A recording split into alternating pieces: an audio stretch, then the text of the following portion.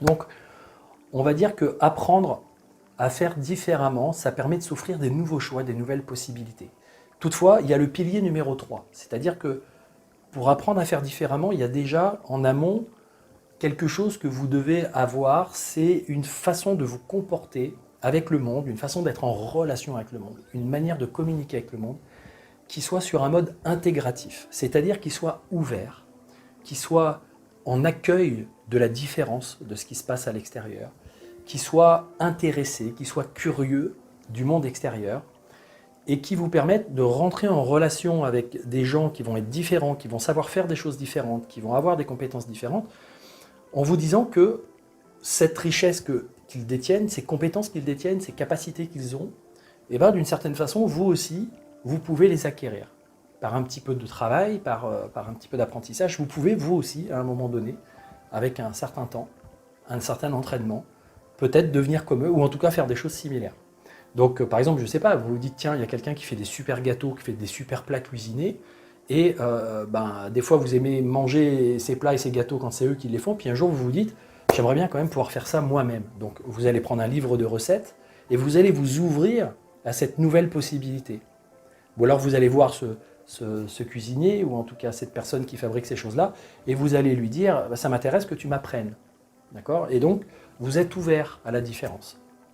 Et vous êtes dans un esprit intégratif, c'est-à-dire de vous dire que les autres autour de vous, le monde autour de vous, est riche de plein de compétences, de plein de notions que vous ne maîtrisez pas forcément, et que d'une certaine façon, vous pouvez vous enrichir avec ça, et vous pouvez rentrer dans des relations gagnant-gagnant avec l'environnement. Quelqu'un qui sait faire quelque chose que vous ne savez pas faire, c'est pas forcément une compétition, c'est pas forcément l'idée, c'est pas forcément de se comparer, de se dévaloriser, etc. C'est juste de dire, génial, il a une valeur, et cette valeur-là, moi, je peux aussi, d'une certaine façon, la récupérer en apprenant. Sauf que parfois, c'est cette façon d'être en relation avec l'environnement, de communiquer, on va dire ce mode comportemental qui est plutôt ouvert par rapport à l'environnement, ce n'est pas le cas. C'est-à-dire que vous n'êtes pas dans ce mode de comportement. Parfois, vous êtes dans un mode de comportement qui est plus de l'ordre de la survie.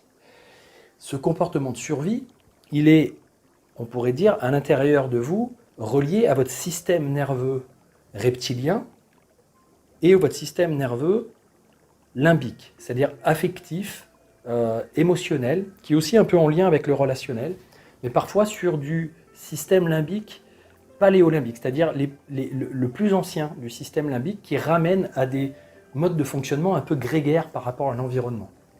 Pourquoi ? Parce qu'avant, dans le temps, l'être humain et vos parents, vos ancêtres ont vécu et ont intégré, ont appris par l'expérience qu'il y avait certaines choses dans le monde extérieur qui étaient dangereuses. Donc par exemple à l'époque, je ne sais pas, du Moyen-Âge, si vous étiez dans un village et que vous n'aviez pas des barrières de protection autour de vous, ou que vous étiez un souverain et qu'un seigneur et que vous n'aviez pas un château avec des murs épais, etc. pour vous protéger, on pouvait vous attaquer pour vous piquer vos terres et tout ça. Donc d'une certaine façon, il y avait cette idée, le système bien évidemment reptilien, et tous les réflexes que vous avez de survie dans votre système reptilien, ça vient de bien plus loin. On va dire qu'il y a trois grandes façons de fonctionner. Il y en a même une quatrième que je rajouterai.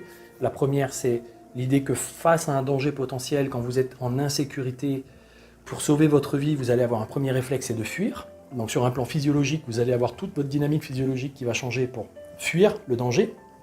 Mais parfois, dans certains dangers, vous ne pouvez pas fuir. Notamment quand vous êtes par exemple dans une entreprise avec quelqu'un, un manager qui vous parle et qui vous prend entre quatre yeux pour vous dire ouais, là ça va pas ce que tu as fait, etc. Vous n'allez pas partir en courant. Donc il peut y avoir l'instinct de lutter, de combattre. Et donc, parfois ça peut même devenir agressif. Vous allez peut-être avoir une forme d'agressivité. Et là, du coup, cette colère que vous avez, cette façon de vous rebeller ou cette façon de réagir, va peut-être pas forcément être la bonne non plus. Donc vous allez avoir une partie de vous qui va se dire je peux pas fuir, je peux pas me lutter, je peux pas. Alors du coup, vous allez peut-être vous immobiliser, ce qu'on dit s'inhiber, c'est-à-dire avoir tout votre système qui va d'un coup, pouf, s'arrêter, un peu comme la gazelle quand elle peut plus courir ou qu'elle peut plus se défendre, elle s'arrête, elle fait la morte. Et donc des fois, on fait plus rien, on bouge plus, on attend que ça passe. Et là, par exemple, avec la zone du confinement, avec tout ce qui s'est passé avec le Covid-19, il a pu y avoir ces différents types de réactions qui ont pu vous traverser, l'envie de fuir, l'envie de combattre ou de lutter contre des choses qui vous paraissaient un peu dangereuses, que ce soit au niveau des médias, des informations ou des gens autour de vous. L'envie de vous inhiber, de rester chez vous, de ne plus bouger parce que c'est dangereux. Et puis après, il va y avoir une quatrième technique qui va être intéressante, c'est que nous, l'humain, et puis peut-être certains types d'animaux vont utiliser, c'est la manipulation. C'est-à-dire qu'on va chercher à détourner l'attention de l'autre, on va chercher à se sortir du pétrin dans lequel on est en manipulant. Toutefois, quand vous êtes dans une phase où vous avez besoin d'acquérir, de changer, de faire évoluer votre système intérieur pour avoir des comportements plus adaptés, pour justement pouvoir réaliser des choses qui soient différentes dans votre vie, dans vos relations, dans ce que vous faites, etc. Et bien, si vous êtes en mode survie, vous allez avoir tendance à vous fermer sur vous-même et à rester en auto-alimentation intérieure, c'est-à-dire un peu comme un château fort qui remonte, qui arrête tout commerce avec le monde extérieur, qui remonte son pont-levis, qui se ferme sur lui-même, qui vit sur ses ressources, sur ses réserves.